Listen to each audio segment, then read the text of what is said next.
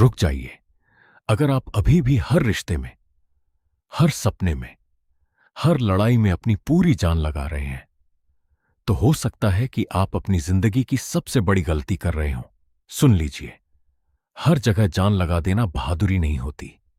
कभी कभी वही आपकी सबसे बड़ी हार बन जाती है, क्योंकि इस दुनिया में सबसे ज्यादा टूटे हुए लोग वो नहीं हैं जिन्होंने कोशिश नहीं की, बल्कि वो हैं जिन्होंने गलत जगह अपनी पूरी जिंदगी लगा दी।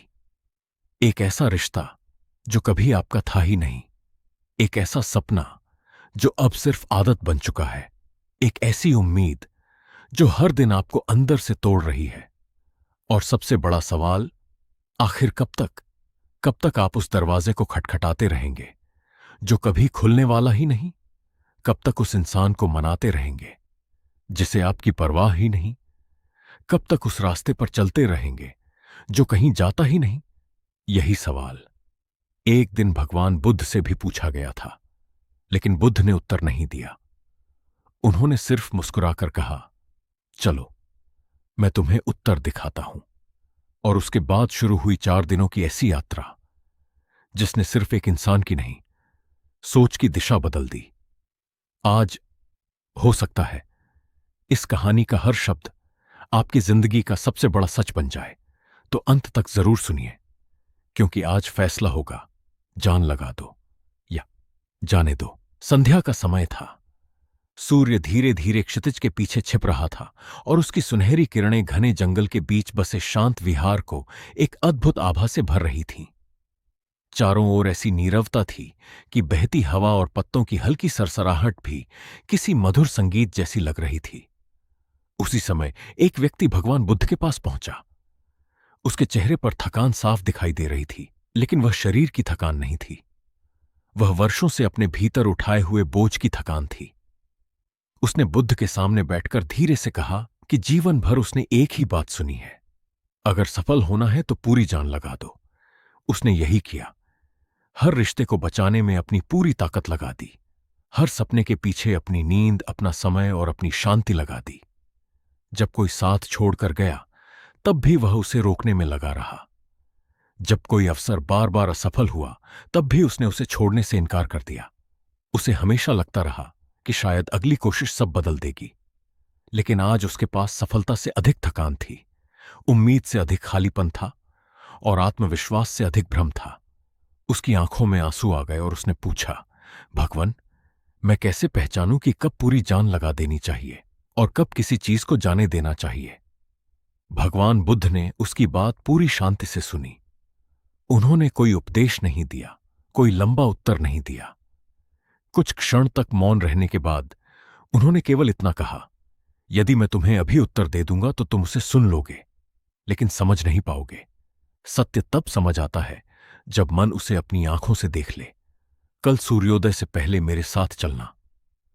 पूरी रात वह व्यक्ति सो नहीं सका। उसके मन में बार बार यही प्रश्न घूमता रहा कि बुद्ध उसे कहां ले जाएंगे और ऐसा क्या दिखाएंगे जिससे वर्षों पुराना भ्रम दूर हो जाएगा। अगली सुबह सूरज निकलने से पहले ही दोनों विहार से निकल पड़े। वे बिना कुछ बोले जंगल के भीतर चलते रहे। रास्ता लंबा था। कभी ऊंचे पेड़ों की छाया मिलती, कभी खुला मैदान आता, कभी छोटी सी नदी रास्ता रोकती, तो कभी पत्थरों से भरी पगडंडी। कई घंटे बीत गए। अंत में वे एक उजड़े हुए गांव के पास पहुंचे। वहां टूटे हुए मकान थे, सूखी जमीन थी और ऐसा सन्नाटा था मानो वर्षों पहले जीवन वहां से विदा हो चुका हो। गांव के बीचों बीच एक पुराना कुआं था। उसके पास एक वृद्ध व्यक्ति लगातार कुएं से पानी निकालकर एक बड़े लकड़ी के पात्र में भर रहा था। वह बार बार पानी डालता, लेकिन कुछ ही क्षणों में पात्र फिर खाली हो जाता। फिर वह दोबारा पानी भरता। यह क्रम लगातार चलता जा रहा था। बुद्ध कुछ देर तक चुपचाप देखते रहे। फिर उन्होंने अपने साथ आए व्यक्ति से पूछा, तुम्हें क्या दिखाई देता है? उसने बिना सोचे उत्तर दिया, मुझे एक मेहनती इंसान दिखाई देता है। बुद्ध ने मुस्कुराकर कहा, थोड़ा और ध्यान से देखो। वह पास गया। उसने देखा कि उस लकड़ी के पात्र के नीचे एक बड़ा छेद था। जितना पानी उसमें डाला जाता, उतनी ही तेजी से वह बाहर निकल जाता। वह हैरान रह गया। उसने वृद्ध से कहा, आप ये क्यों कर रहे हैं? इसमें तो छेद है, ये कभी नहीं भरेगा। वृद्ध ने शांत स्वर में उत्तर दिया, मुझे यह बात बहुत पहले पता चल गई थी, लेकिन मैंने इसमें इतने वर्ष लगा दिए हैं कि अब इसे छोड़ने का साहस नहीं होता। हर दिन सोचता हूं कि शायद अगली बाल्टी से यह भर जाएगा। यह सुनकर वह व्यक्ति बिल्कुल मौन हो गया। बुद्ध ने उसकी ओर देखकर कहा, क्या तुम्हें लगता है कि यह वृद्ध पानी भर रहा है? उसने धीरे से सिर हिलाया और बोला, नहीं, अब यह केवल अपनी पुरानी मेहनत को सही साबित करने की कोशिश कर रहा है। बुद्ध ने कहा, यही भूल अधिकांश लोग अपने जीवन में करते हैं। वे किसी रिश्ते, किसी काम, किसी आदत या किसी सपने से इसलिए नहीं जुड़े रहते कि उसमें भविष्य है, बल्कि इसलिए जुड़े रहते हैं क्योंकि उन्होंने उस पर बहुत समय खर्च किया है। उन्हें लगता है कि अगर आज छोड़ दिया तो अब तक की सारी मेहनत व्यर्थ हो जाएगी। दोनों वहां से आगे बढ़े। कुछ दूर एक खेत था जहां एक वृद्ध महिला शांत मन से बीज बो रही थी। वह हर बीज को बहुत सावधानी से मिट्टी में दबाती, उसे पानी देती और मुस्कुराकर आगे बढ़ जाती। उस व्यक्ति ने उससे पूछा, क्या आपको विश्वास है कि ये सारे बीज पेड़ बनेंगे? वह मुस्कुराई और बोली, नहीं, कुछ बीज कभी अंकुरित नहीं होंगे, कुछ पक्षी खा जाएंगे, कुछ सूख जाएंगे, लेकिन जो जीवित होंगे मैं अपनी पूरी जान उन पर लगा दूंगी। समझदारी हर बीज को बचाने में नहीं, बल्कि जीवित बीज को पहचानने में है। ये उत्तर सुनते ही वह व्यक्ति लंबे समय तक मौन रहा। पहली बार उसे महसूस हुआ कि शायद जीवन का प्रश्न मेहनत का नहीं, चयन का है। शायद सफलता उन लोगों को नहीं मिलती जो हर जगह अपनी जान लगा देते हैं, बल्कि उन्हें मिलती है जो पहले ये पहचानते हैं कि कहां मेहनत करनी चाहिए। लौटते समय सूर्य पश्चिम की ओर झुकने लगा था। पूरा जंगल सुनहरी रोशनी से चमक रहा था। बुद्ध चलते चलते केवल एक वाक्य बोले, हर संघर्ष सम्मान के योग्य नहीं होता। कुछ संघर्ष केवल इसलिए चलते रहते हैं क्योंकि मन छोड़ने से डरता है।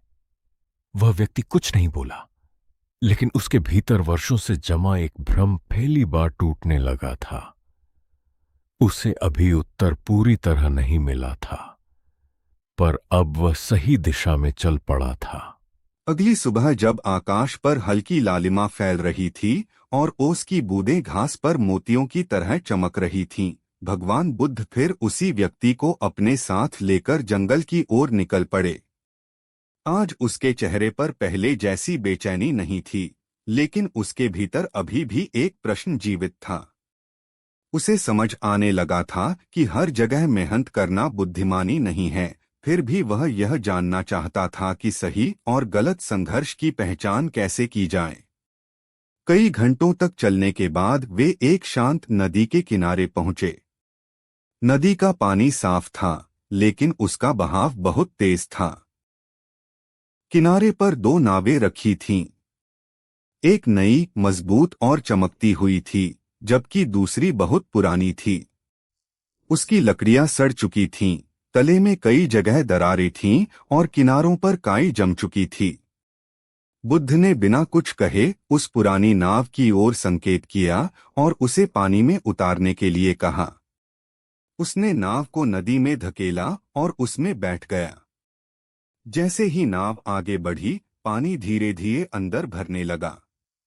वह दोनों हाथों से पानी बाहर निकालने लगा। जितना पानी बाहर फेंकता, उससे अधिक पानी फिर अंदर आ जाता। उसकी सांसें तेज हो गईं, शरीर थक गया, लेकिन वह लगातार कोशिश करता रहा।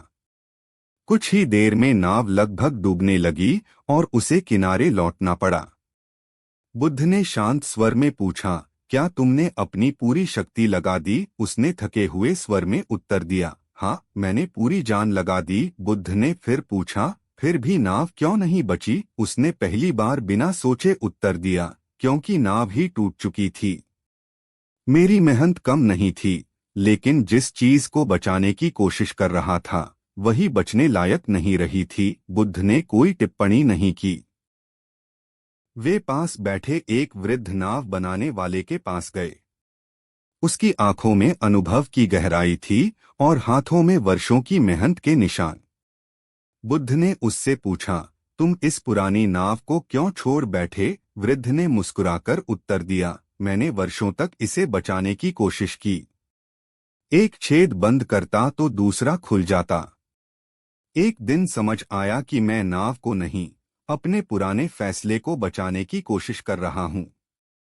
उसी दिन मैंने इसे छोड़ दिया और नई नाव बनानी शुरू कर दी। आज लोग नदी पार करते समय मेरी नई नाव पर भरोसा करते हैं। अगर मैं पुरानी नाव से चिपका रहता तो शायद आज भी नदी किनारे बैठा छेद ही भर रहा होता। उस व्यक्ति ने नदी की ओर देखा। बहता हुआ पानी जैसे उसके भीतर की जमी हुई सोच को भी बहा ले जा रहा था। उसे पहली बार महसूस हुआ कि कई बार इंसान चीजों को इसलिए नहीं पकड़े रहता क्योंकि उनमें भविष्य होता है, बल्कि इसलिए क्योंकि उनमें उसका अतीत छिपा होता है। आगे बढ़ते हुए वे एक विशाल बरगद के पास पहुंचे। उसका अधिकांश भाग हरा भरा था, लेकिन एक मोटी शाखा पूरी तरह सूख चुकी थी। एक लकड़हारा कुल्हाड़ी से उसी सूखी शाखा को काट रहा था। वह व्यक्ति आश्चर्य से बोला, इतने सुंदर पेड़ की शाखा क्यों काट रहे हो? लकड़हारे ने मुस्कुराकर कहा, क्योंकि अगर इस सूखी शाखा को छोड़ दूंगा तो धीरे धीरे इसमें कीड़े लगेंगे और पूरा पेड़ बीमार हो जाएगा। कभी कभी पूरे जीवन को बचाने के लिए उसका एक छोटा हिस्सा छोड़ना पड़ता है। यह सुनकर बुद्ध ने धीरे से कहा, जो समय पर छोड़ना नहीं जानता वह समय पर बचाना भी नहीं जानता। कुछ दूर आगे एक छोटा सा गांव था। वहां एक कुम्हार मिट्टी से घड़े बना रहा था। उसने बड़ी सावधानी से एक घड़ा तैयार किया, लेकिन अचानक उसका आकार थोड़ा बिगड़ गया। बिना एक पल रुके उसने उस अधबने घड़े को फिर से मिट्टी में मिला दिया और नया घड़ा बनाने लगा। यह देखकर वह व्यक्ति चौंक गया। उसने पूछा, इतनी देर की मेहनत एक पल में मिटा दी? कुम्हार मुस्कुराया और बोला, अगर मैं इसे बचाने की जिद करता तो अंत में मेरे पास एक कमजोर घड़ा होता। शुरुआत से दोबारा बनाना कभी कभी गलत चीज को ढोने से आसान होता है। मिट्टी कभी नाराज नहीं होती कि उसे फिर से गूंथा जा रहा है। वह जानती है कि बेहतर रूप लेने के लिए पुराना रूप छोड़ना पड़ता है। इन शब्दों ने उसके मन में गहरी हलचल पैदा कर दी। उसे अपने जीवन की कई घटनाएं याद आने लगीं। उसे महसूस हुआ कि उसने कई बार केवल इसलिए आगे बढ़ने से इनकार किया क्योंकि उसे लगता था कि अगर वह दिशा बदल देगा तो लोग कहेंगे कि वह हार गया। लेकिन आज पहली बार उसे समझ आया कि दिशा बदलना हार नहीं होता, यदि वह तुम्हें सही मंजिल तक पहुंचा दे। लौटते समय बुद्ध ने रास्ते से एक छोटा सा पत्थर उठाया और उसे अपनी मुट्ठी में कसकर पकड़ लिया। कुछ मिनट बाद उन्होंने पूछा, अगर मैं इसे पूरे दिन ऐसे ही पकड़े रहूं तो क्या होगा? उसने उत्तर दिया, आपका हाथ थक जाएगा। बुद्ध ने मुस्कुराकर पत्थर जमीन पर रख दिया और बोले, पत्थर भारी नहीं था, उसे पकड़े रहने का समय भारी था। जीवन में दुख भी ऐसा ही होता है। अधिकांश दुख इसलिए बड़े नहीं होते क्योंकि वे बहुत भारी हैं, बल्कि इसलिए क्योंकि हम उन्हें बहुत लंबे समय तक पकड़े रहते हैं। वापस विहार की ओर चलते हुए उस व्यक्ति ने पहली बार अपने मन का बोझ महसूस किया। उसे समझ आने लगा कि वह वर्षों से अपने भीतर ऐसे पत्थर उठाए चल रहा था जिनकी अब कोई आवश्यकता नहीं थी। पुरानी असफलताएं, टूटे हुए रिश्ते, लोगों की बातें, अधूरी उम्मीदें और स्वयं को साबित करने की जिद। उस शाम जब सूर्य अस्त हो रहा था, बुद्ध ने केवल एक वाक्य कहा, मनुष्य मेहनत से कम और बेकार के बोझ से अधिक थकता है। जिस दिन तुम यह पहचान लोगे कि कौन सा बोझ तुम्हारा नहीं है, उसी दिन तुम्हारे कदम हल्के हो जाएंगे। उस रात वह व्यक्ति बहुत देर तक जागता रहा। उसे पहली बार एहसास हुआ कि शायद उसकी सबसे बड़ी समस्या असफलता नहीं, बल्कि गलत चीजों को पकड़े रहने की आदत थी। और अब उसे प्रतीक्षा थी अगले दिन की, क्योंकि उसे महसूस होने लगा था कि सत्य उसके बहुत करीब है। तीसरे दिन जब भोर की पहली किरणों ने जंगल को सुनहरी रोशनी से भर दिया, तब भगवान बुद्ध फिर उसी व्यक्ति के साथ विहार से बाहर निकले। इस बार रास्ता पहले से अधिक कठिन था। वे घने जंगलों, ऊबड़-खाबड़ पहाड़ियों और संकरे रास्तों से होकर आगे बढ़ते रहे। कई घंटे बीत जाने के बाद वे एक ऊंची पहाड़ी पर पहुंचे, जहां से दूर दूर तक फैला हुआ जंगल दिखाई देता था। वहां हवा बहुत तेज चल रही थी। पहाड़ी के किनारे दो अलग अलग दृश्य थे। एक ओर ऊंचे ऊंचे बांस के पेड़ थे, जो हर तेज झोंके के साथ झुक जाते और हवा शांत होते ही फिर सीधे खड़े हो जाते। दूसरी ओर एक विशाल और घना वृक्ष था, जिसकी मोटी शाखाएं वर्षों से अडिग खड़ी थीं। अचानक हवा का वेग और बढ़ गया। बांस पहले से अधिक झुक गए, लेकिन टूटे नहीं। वहीं वह विशाल वृक्ष हवा का सामना करने के लिए पूरी ताकत से खड़ा रहा। कुछ ही क्षणों बाद एक जोरदार आवाज हुई और उसकी सबसे बड़ी शाखा टूटकर जमीन पर गिर पड़ी। हवा शांत हुई तो बांस फिर पहले की तरह सीधे खड़े हो गए, जबकि वह विशाल वृक्ष अपनी टूटी शाखा के साथ मौन खड़ा था। बुद्ध ने कुछ नहीं कहा।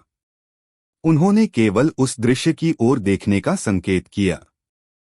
लंबे मौन के बाद वह व्यक्ति बोला, जो सबसे अधिक मजबूत दिखाई दे रहा था वही टूट गया, और जो झुक गया वही बच गया। बुद्ध ने शांत स्वर में कहा, जीवन में हर समय अडिग रहना साहस नहीं होता। कई बार समय के साथ झुक जाना ही सबसे बड़ी बुद्धिमानी होती है। जो परिस्थिति को समझकर स्वयं को बदल लेता है, वह आगे बढ़ता है। जो केवल अपनी जिद को बचाने में लगा रहता है, वह अक्सर स्वयं को ही तोड़ देता है। वे आगे बढ़े तो पहाड़ी के दूसरे छोर पर एक मूर्तिकार दिखाई दिया। उसके सामने दो बड़े पत्थर रखे थे। एक पत्थर पर वह पूरे ध्यान से काम कर रहा था, जबकि दूसरा पत्थर एक ओर पड़ा हुआ था, जिसे उसने छुआ तक नहीं था।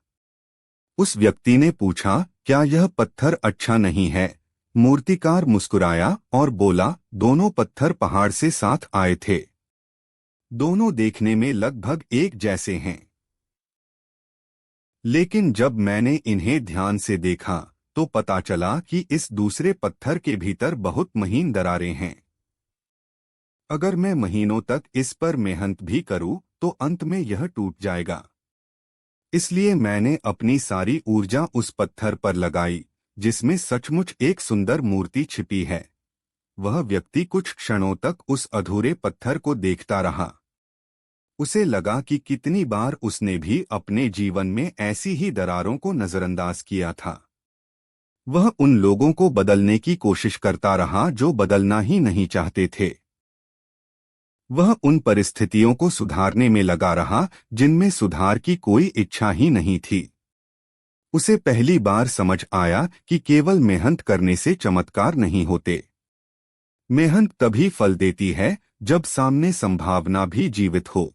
दोपहर के समय वे एक खुले मैदान में पहुंचे। वहां कुछ बच्चे खेल रहे थे। उनमें से एक बच्चा अपनी मुट्ठी में रेत भरकर उसे बहुत कसकर पकड़े हुए था। जितनी जोर से वह पकड़ता, उतनी ही रेत उसकी उंगलियों के बीच से नीचे गिरती जाती। वह परेशान होकर और अधिक ताकत लगाने लगा। बुद्ध उसके पास गए और मुस्कुराते हुए बोले, अपना हाथ खोलो। बच्चे ने डरते हुए कहा, अगर खोल दिया तो सारी रेत चली जाएगी। बुद्ध ने धीरे से उसकी मुट्ठी ढीली कर दी। हाथ खुलते ही कुछ रेत नीचे गिरी, लेकिन काफी रेत उसकी हथेली पर शांत होकर ठहर गई। बुद्ध ने उस व्यक्ति की ओर देखा और कहा, जिसे डर के कारण पकड़ा जाता है, वह सबसे पहले हाथ से निकलता है, और जिसे विश्वास के साथ रहने दिया जाता है, वह उतना ही साथ रहता है जितना वास्तव में तुम्हारा है। यह सुनते ही उसके मन में अनेक यादें उमड़ पड़ी। उसे महसूस हुआ कि उसने अपने जीवन में लोगों को, अवसरों को और समय को जबरदस्ती पकड़कर रखने की कोशिश की थी, लेकिन जितना उसने पकड़ना चाहा, उतना ही सब उससे दूर होता गया। आज उसे पहली बार समझ आया कि कुछ चीजें केवल तब तक साथ रहती हैं जब तक उन्हें स्वतंत्र रहने दिया जाए। संध्या होने से पहले वे एक शांत झील के किनारे पहुंचे। झील का पानी इतना शांत था कि उसमें पूरा आकाश, बादल और पेड़ों की परछाइयां बिल्कुल साफ दिखाई दे रही थीं। बुद्ध ने जमीन से एक छोटा सा कंकड़ उठाया और उसे झील में फेंक दिया। पल भर में पानी में गोल गोल लहरें उठीं और आकाश का सुंदर प्रतिबिंब टूट गया। बुद्ध ने पूछा, क्या आकाश टूट गया? उसने मुस्कुराकर कहा, नहीं, केवल पानी अशांत हुआ है। बुद्ध बोले, मन भी इसी झील की तरह है। जब मन शांत होता है तब जीवन वैसा ही दिखाई देता है जैसा वह वास्तव में है। लेकिन जब मन भय, क्रोध, पछतावे या जिद से भर जाता है तब सत्य नहीं बदलता, केवल उसे देखने की हमारी क्षमता बदल जाती है। इसलिए निर्णय हमेशा अशांत मन से नहीं, शांत मन से लेना चाहिए। उस व्यक्ति ने झील के शांत होते पानी को लंबे समय तक देखा। कुछ ही क्षणों में लहरें समाप्त हो गईं और आकाश फिर से पानी में साफ दिखाई देने लगा। उसी क्षण उसे महसूस हुआ कि वह वर्षों से गलत प्रश्न पूछता रहा था।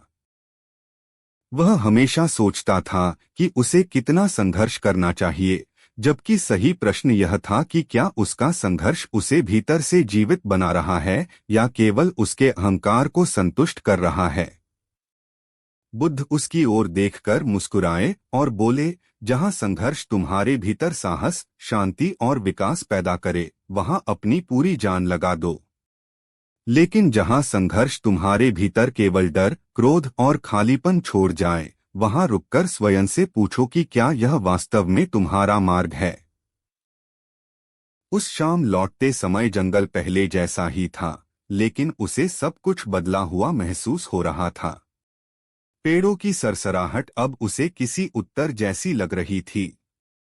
हवा अब उसे केवल हवा नहीं, बल्कि समय की सीख जैसी प्रतीत हो रही थी। उसे महसूस हो रहा था कि सत्य उसके बहुत निकट है, लेकिन बुद्ध अभी उसे अंतिम उत्तर नहीं देना चाहते थे। विहार पहुंचने से पहले बुद्ध ने केवल इतना कहा, कल मैं तुम्हें कुछ नया नहीं सिखाऊंगा।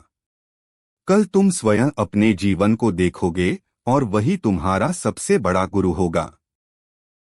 उस रात वह पहली बार बिना किसी बेचैनी के सो गया, क्योंकि अब उसे विश्वास हो चुका था कि अगली सुबह उसके जीवन की दिशा हमेशा के लिए बदलने वाली है।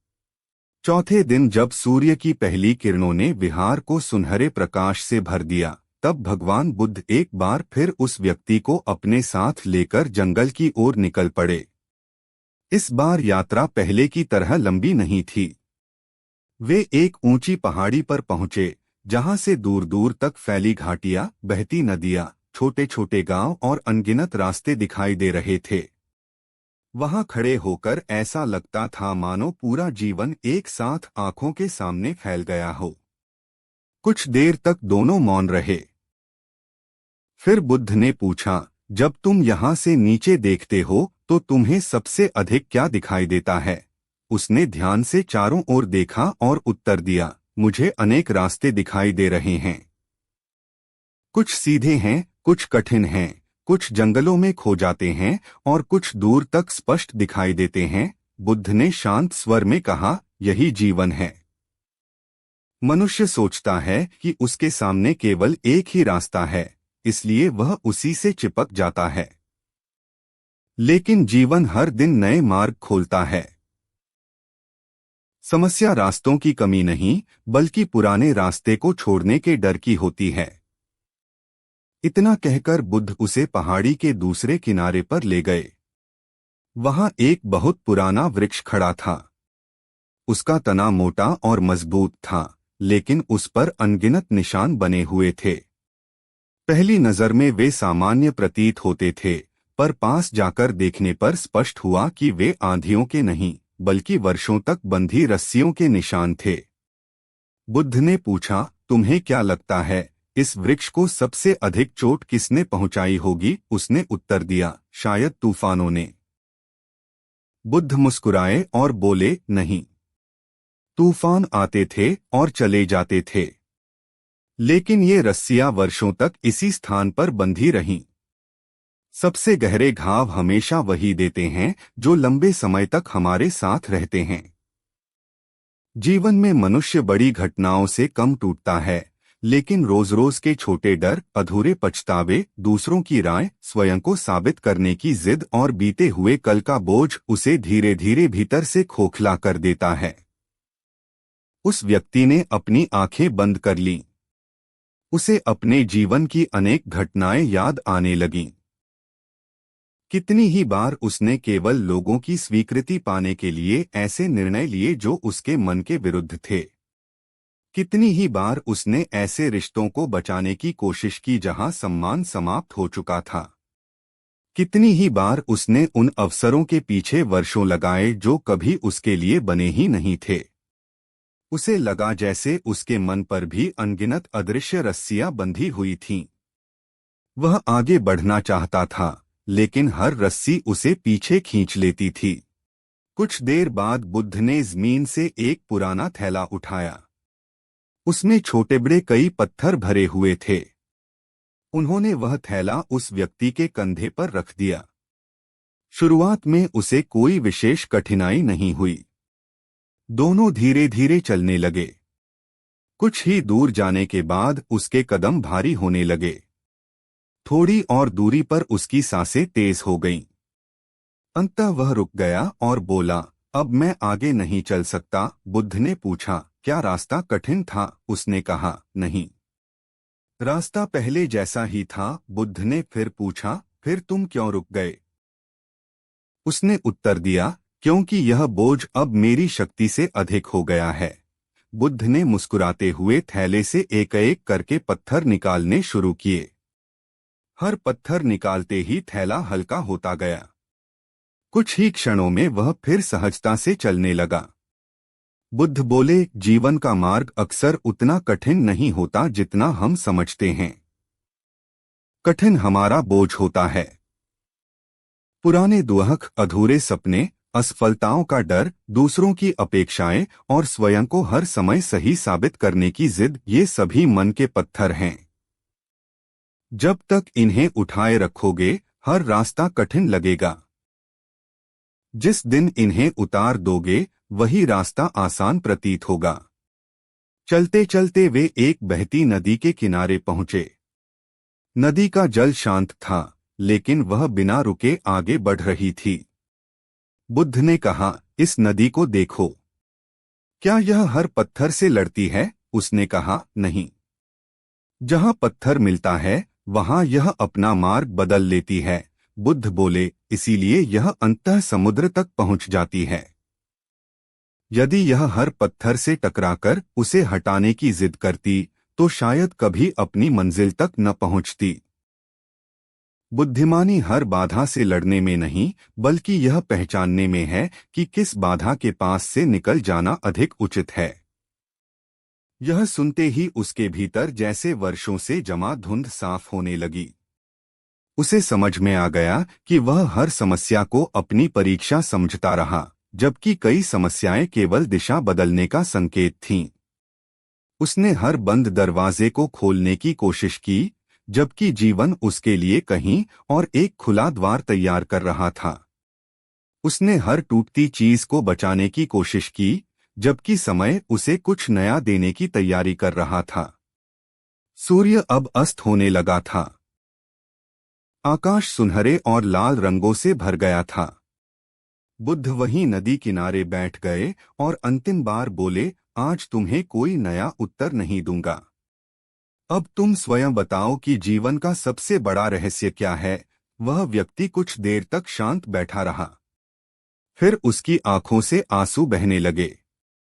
उसने कहा, मैं समझ गया हूं कि सफलता केवल मेहनत करने वालों को नहीं मिलती। सफलता उन्हें मिलती है जो सही जगह मेहनत करते हैं। हर रिश्ते को बचाना आवश्यक नहीं, हर अवसर का पीछा करना आवश्यक नहीं, हर लड़ाई लड़ना आवश्यक नहीं। जहां सम्मान, विकास, प्रेम, सत्य और उद्देश्य जीवित हों, वहां पूरी जान लगा देनी चाहिए। लेकिन जहां केवल डर, आदत, अहंकार और बीता हुआ समय बचा हो, वहां उसे शांत मन से जाने देना ही बुद्धिमानी है। बुद्ध ने संतोष से उसकी ओर देखा और कहा, याद रखो, जीवन तुम्हें बार बार दो विकल्प देगा, जान लगा दो या जाने दो। निर्णय हमेशा अपने भय से नहीं, अपने विवेक से लेना। क्योंकि जो व्यक्ति हर चीज को पकड़कर रखना चाहता है, उसके हाथ अंत में खाली रह जाते हैं। लेकिन जो सही समय पर छोड़ना सीख जाता है, उसके हाथ नए अवसरों से भर जाते हैं। नदी इसलिए समुद्र तक पहुंचती है क्योंकि वह बहना जानती है। पेड़ इसलिए फिर से हरा होता है क्योंकि वह सूखे पत्तों को गिरने देता है। और मनुष्य तभी आगे बढ़ता है जब वह अपने अतीत को सम्मान के साथ विदा करना सीख लेता है। उस दिन वह व्यक्ति विहार लौटा तो उसके पास कोई नया धन नहीं था, कोई नई पहचान नहीं थी, कोई नया पद नहीं था। फिर भी वह पहले से अधिक समृद्ध था, क्योंकि उसने अपने जीवन का सबसे बड़ा सत्य जान लिया था, जहां भविष्य दिखाई दे वहां पूरी जान लगा दो। जहां केवल बीता हुआ कल दिखाई दे, वहां मुस्कुराकर उसे जाने दो। क्योंकि जीवन उन लोगों का साथ देता है जो सही समय पर संघर्ष करना भी जानते हैं और सही समय पर छोड़ना भी।